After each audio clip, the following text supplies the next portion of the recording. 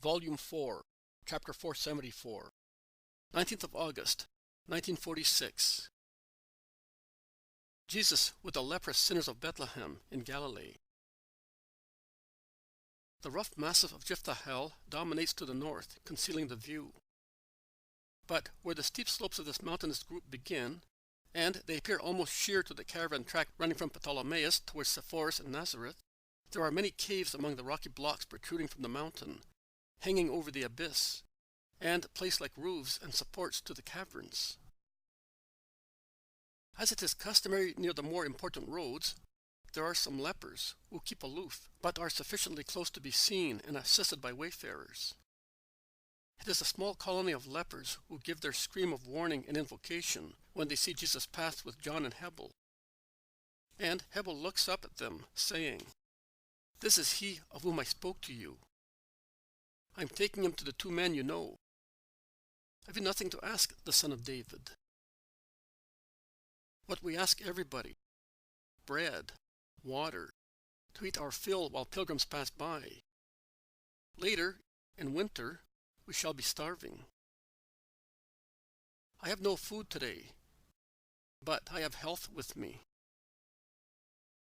But the suggestive invitation to have recourse to the health is not accepted. The lepers turn their backs and withdraw from the cliff. They go round the spur of the mountain to see whether any pilgrims are coming from the other road. I think that they are heathen sailors or idolaters. They came a short time ago, driven out of Ptolemais. They came from Africa. I do not know how they were taken ill. I know that they were healthy when they left their country, and after a long tour along the African coast to get ivory, and I believe also pearls to be sold to Latin merchants, they arrived here and were diseased. The harbor officials isolated them and burned even their ship. Some took the roads to Syrophoenicia, and some came here. These ones are more dangerously ill, because they can hardly walk anymore. But their souls are even more diseased. I tried to instill some faith into them. They ask for nothing but food. Perseverance is required in conversions. What does not succeed in 1 year may succeed in 2 or more. One must insist, speaking of God, even if they appear to be like the rocks sheltering them. Am I wrong, then, in providing food for them? I always brought them some food before the Sabbath, because the Jews do not travel on Sabbaths, and no one thinks of them. You did the right thing. You said it yourself. They are heathens, thus more anxious about their bodies and blood than their souls. The loving care you have for their hunger awakes their affection towards the unknown person who sees to them. And when they love you, they will listen to you, also when you speak of something which is not food. Love preludes the desire to follow him whom one has learned to love. They will follow you one day in the ways of the Spirit. Corporal works of mercy pave the way for spiritual ones, which makes it so free and level that the entry of God in a man, prepared in such a way for the divine meeting, takes place without the individual knowing it. He finds God within himself, and he does not know whence he entered. Whence? At times, behind a smile, behind a compassionate word, behind a piece of bread, there is the initial opening of the door of a heart close to grace, and the beginning of God's journey to enter that heart. Souls. They are the most varied thing there is. No matter, and there are so many matters on the earth, is so varied in its aspects as souls, in their tendencies and reactions. See this mighty terebinth? It is in the middle of a wood of terebinths like it, in species. How many are they? Hundreds and hundreds, perhaps 1,000, perhaps more. They cover this rough slope of the mountain, exceeding with their sharp, healthy smell of resins every other scent of the valley and mountain. But look, there are 1,000 and more, but if you watch carefully, there is not one like any other in thickness, height, power, inclination, disposition. Some are as straight as blades, some face north, some south, some east, some west. Some have grown in deep earth, some on a protrusion, and no one knows how it can support the tree, and how it can stand up itself, outstretched as it is over the abyss, almost forming a bridge with the other versant, high above the torrent, which is now dry, but is so stormy in the rainy season. Some are twisted as if a cruel man had tortured them when they were tender plants. Some are faultless. Some are leafy, almost as far down as the ground. Some are bare, with just a tuft of leaves on their tops. Some have branches, only on the right-hand side. Some are leafy below, while their tops have been burned by lightning. This one is withered, and survives only in an obstinate branch, one only, which has come up almost from the root, sucking the surviving sap which dried at the top. And this one, the first one I pointed out to you, as beautiful as a tree can be, is it perhaps a branch, a twig, a leaf? What do I say speaking of one leaf out of the thousands which it bears? Which is like any other? They seem to be, but they are not. Look at this branch, the lowest one. Look at its top, just at the top of the branch. How many leaves are on that top? Perhaps 200 thin green needles. And yet, see? Is there one like any other in shade, size, freshness, flexibility, bearing, age? There is not. It is the same with souls. As numerous as they are, as many are their differences in tendencies and reactions. And he who is not capable of understanding them and working on them according to their various tendencies and reactions is not a good master and doctor of souls. It is not an easy task, my friends. One must study continuously and be accustomed to meditation which enlightens, more than reading fixed texts for a long time. The book which a master and doctor of souls must study are the souls themselves. As many pages as souls, and in each page many sentiments and passions of past and present times, and in the embryo stage. So, what is required is continuous, diligent, meditative study, constant patience, endurance, courage, in doctoring the most putrid wounds, to cure them without showing disgust, which disheartens the patient. And one must act without false pity, which, in order not to mortify anybody by uncovering putrefaction, and not removing it lest the rotten part might suffer, allows it to become gangrenous, poisoning the whole body. And at the same time, prudence is needed to avoid irritating the wounds of hearts with too coarse manners, and not be infected by their contact. One must not be so sure of oneself as to pretend that one is not afraid of being infected when dealing with sinners. And where do all these virtues, necessary to the master and doctor of souls, find light to see and understand? Where do they find patience, which at times is heroical, to persevere although they are requited with indifference, and often with insults, and their strength to doctor wisely, their prudence not to endure patience in themselves? In love, always in love. It throws light on everything. It gives wisdom, strength, and prudence. It preserves from the curiosity which causes people to take upon themselves the faults which have been cured. When one is full of love, one cannot have any other desire or science but love. See, doctors say that when a man has been on the point of dying of a disease, it is most unlikely that he will catch the same disease again, because his blood has already been affected by it and has overcome it. The concept is not perfect, but it is not entirely wrong. But love, which is health and not a disease, does what doctors say, and with regard to all bad passions. He who is deeply in love with God and his brothers does not do anything which may grieve God and his brothers. Consequently, even if he approaches people with diseased spirits, and he becomes acquainted with matters which love had so far concealed, he is not corrupted by them, because he remains faithful to love and does not commit sin. What do you expect sensuality to be when one has overcome it through charity? What are riches for those who find all treasures in the love of God and of souls? What are gluttony, avarice, incredulity, indolence, pride for those who crave only for God, for those who give themselves, even themselves, to serve God, for those who find all their good in His faith, for those who are urged by the untiring flame of charity and work indefatigably to give joy to God, for those who love God. To love Him is to know Him, and cannot become proud, because they see themselves as they are with regard to God. One day you will be priests of my church.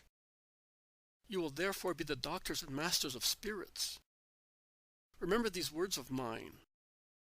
It will not be the name you bear, or your garment, or the duties you perform that will make you priests, that is, ministers of Christ, masters and doctors of souls, but it will be the love which you possess to make you such.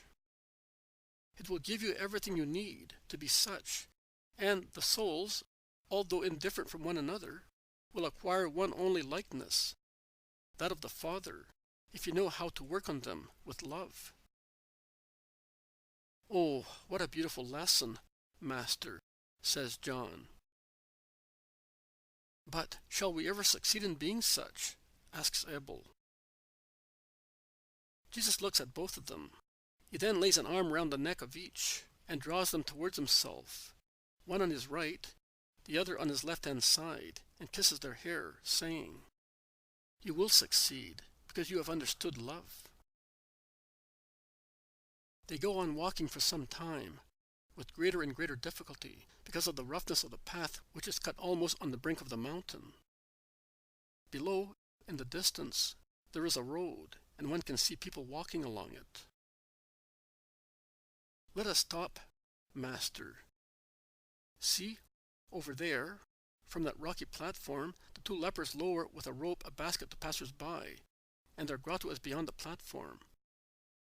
I will call them now." And he utters a cry, moving forward, while Jesus and John remain behind, hidden among thick shrubs. After a few moments, a face appears. Let us call it a face, because it is situated on top of a body, but it could be called also a snout, a monster, a nightmare. And it looks down from a bush of blackberries. "Is that you? But did you not leave for the tabernacles?" "I found the Master, and I came back.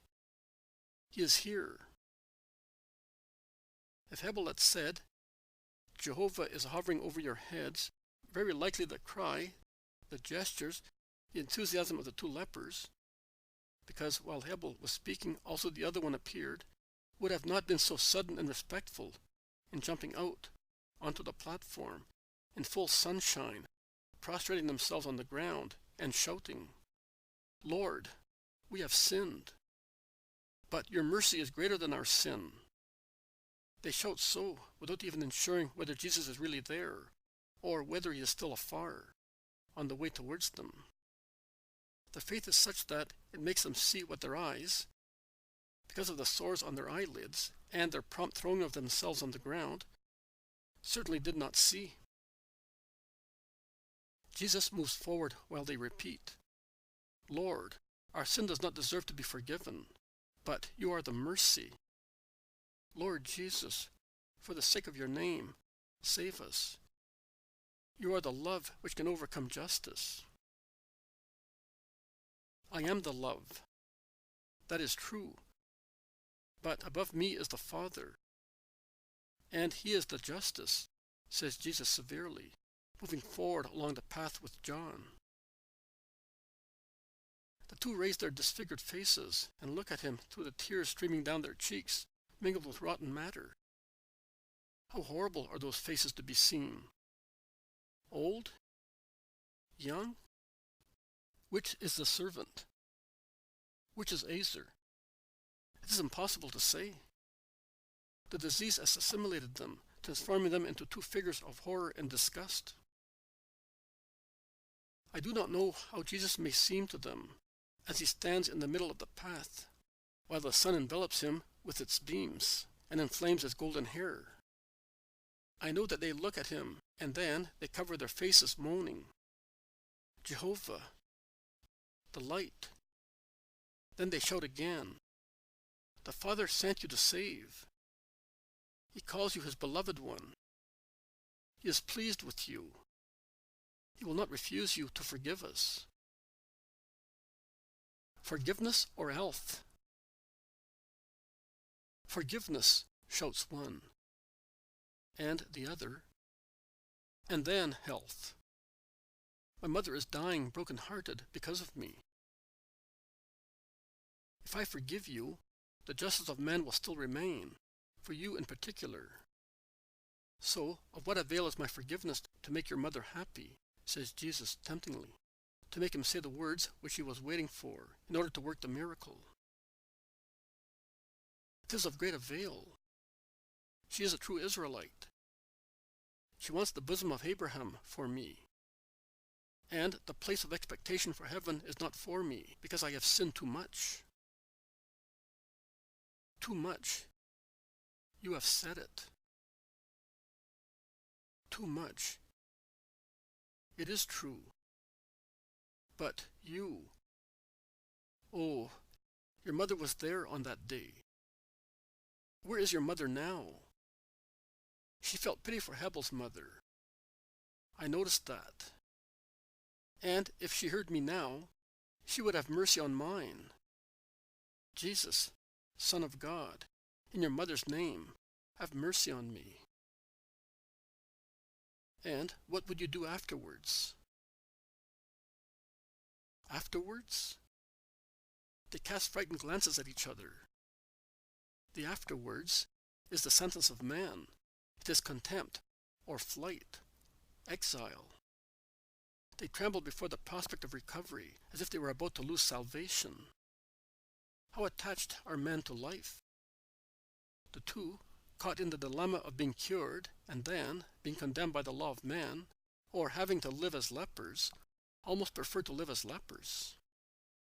They admit it, saying, "The punishment is dreadful." I realize that it is Azer in particular, one of the two homicides, to say so. It is dreadful, but at least it is justice. You are going to inflict it on this innocent man, you, with lustful aims, and you, for a handful of coins. That is true. Oh my God. But he has forgiven us. We beg you to forgive us as well. It means that we shall die, but our souls will be saved. Joel's wife was stoned because she was an adulteress. Her 4 children are living with her mother and are finding it difficult to make both ends meet, because Joel's brothers drove them out as illegitimate children, and they took possession of their brother's property. Did you know that? Hebel told us. And who will make amends for their misfortune? Jesus' voice resounds like thunder. It is really the voice of God Judge, and it is frightening. All alone in the sunshine, standing straight, he is the figure of terror. The two look at him with fear. Although the sunshine exacerbates their sores, they do not move. Neither does Jesus, who is completely enveloped in it. Elements lose their power in these hours of souls. After some time, Azer says, "If Hebel wants to love me thoroughly, let him go to my mother and tell her that God has forgiven me, and I have not forgiven you yet. But you will, because you can see my heart." And he will tell her that I want everything belonging to me to go to Joel's children. Whether I live or die, I renounce the wealth that made me vicious. Jesus smiles. He becomes transfigured in smiling. His countenance from severe becomes pitiful, and in a changed voice he says, "I can see your hearts. Stand up and raise your spirits to God, blessing him. As you are cut off from the world, you may go away without the world knowing about you. And the world is waiting for you to give you the possibility to suffer and expiate." Are you saving us, Lord? Are you forgiving us? Are you curing us? Yes, I am. I will let you live, because life is painful, particularly for those who have recollections like yours. But you cannot get out of here just now. Hebel must come with me. Like all Hebrews, he must go to Jerusalem. Wait for his return. It will coincide with your recovery. He will take you to the priest and will inform your mother. I will tell Hebel what he must do and how to do it. Can you believe my words, even if I go away without curing you? Yes, Lord, we can. But tell us once again that you are forgiving our souls. Do that. Then everything will happen when you wish. I forgive you. May you revive with new spirits and sin no more. Remember that in addition to abstaining from sin, you must accomplish acts of justice directed at the complete cancellation of your debt in the eyes of God, and that consequently your penance is to be continuous, because your debt is a heavy one indeed. Yours in particular concerns all the commandments of the Lord. Think about it, and you will see that not one of them is excluded. You forgot about God. You made sensuality your idol. You turned feast days into delirious idleness. You offended and dishonored your mother. You helped in killing, and you wanted to kill. You stole life, and you wanted to rob a mother of her son. You deprived 4 children of their father and mother. You have been lustful. You bore false witness. You lewdly coveted the woman who was faithful to her dead husband. You coveted what belonged to Hebel, so much so that you wanted to kill him to take possession of his property. Either moans at each sentence. It's true. It's true. As you can see, God could have reduced you to ashes without resorting to human punishments. He spared you that I might save another man. But the eyes of God watch you, and his intelligence remembers. Go, and he turns round and goes back to the thicket near Hebel and John, who had taken shelter under the trees on the mountainside. And the 2 men, still disfigured, perhaps smiling, but who can tell when a leper smiles? With a typical shrill, metallic, intermittent voice of lepers, intones Psalm 114 with sudden tone variations, while Jesus descends the mountain following the dangerous path. They are happy, says John. I am happy, too, says Hebel. I thought that you were going to cure them at once, says John again. So did I, as you usually do. They were big sinners. This is a fair expectation for those who have sinned so much. Now listen, Ananias. My name is Abel, Lord, says a surprised young man, and he looks at Jesus, as if he were asking himself, why is he mistaking? Jesus smiles and says, you are Ananias to me, because you really seem to be born of the kindness of the Lord. Be so more and more. And listen. On the way back from the tabernacles, you will go to your town and tell Azar's mother what her son decided, that it is to be carried out as soon as possible, giving everything in atonement less 1/10. And that out of pity for the old mother, who should leave Bethlehem of Galilee with you and go to Ptolemais, waiting for her son, who will join her in you with his companion. After leaving the woman with some disciples in town, you will go and get what is necessary for the purification of lepers, and you will leave only when everything is over. Make sure that the priest is not one who is aware of their past, and get one from a different town. And then? You will then go back home or join the disciples. And the 2 men who have been cured will take the road of expiation. I am saying only what is essential. I leave man free to act afterwards. And they continue to go down, without tiring, despite the roughness of the road and the heat of the sun, without tiring and without speaking for a long time. Then Hebel breaks the silence, saying, may I ask a grace of you, Lord? Which? to let me go to my town. I am sorry to leave you. But that mother. Go, but do not be late. You will get to Jerusalem just in time. Thank you, Lord. I shall find but her, poor old soul, ashamed of everything, since Azer sinned. But she will smile once again. What shall I tell her in your name? That her tears and prayers have achieved grace, and that God encourages her to hope more and more, and that he blesses her. But before parting, let us stop for an hour. Not more. It is not the time to stop. Then you will go on your way, John and I, mine, taking shortcuts. And you, John, will go ahead of me, to my mother. You will take her this bag containing linen garments, and you will come with woolen ones. You will tell her that I want to see her, and that I shall be waiting for her in the wood of Mattathias, the one belonging to his wife. You know it. Speak to her alone, and come at once. I know where is the wood. And what about you? Are you remaining alone? I am remaining with my Father.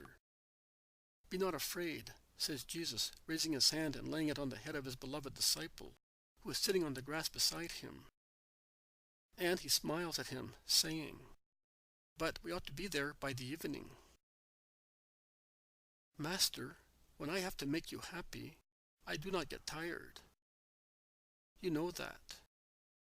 And to go to Mother? I feel as if angels were carrying me, but it is not very far. What one does with joy is never far. But you will stay for the night at Nazareth. And you? And I will stay with my father after being with my mother for a short time. And I will set out at dawn, taking the road of the Tabor, without entering Nazareth. You know that I have to be at Jezreel at dawn, the day after tomorrow. You will be very tired, Master. You already are. We shall have time to rest in winter. Do not worry. And do not hope to be able to evangelize all the time, as you do here. We shall meet with many delays. Jesus lowers his head pensively, nibbling at his piece of bread, more to keep the two disciples company. Young as they are, and happy to be with the Master, they are eating with relish. Then to satisfy his hunger. In fact, he stops eating and becomes absorbed in deep silence, which the two respect, resting quietly in the breeze of the mountain, with their bare feet in the cool grass which has grown round the feet of mighty tree trunks. And they would also doze. But Jesus raises his head and says, Let us go. We shall part at the crossroads. And after tying their sandals, they set out. The shadow in the wood and the wind blowing from the north help them to bear the sultry heat of the warm hour of the day, although it is not so torrid as in full summer months.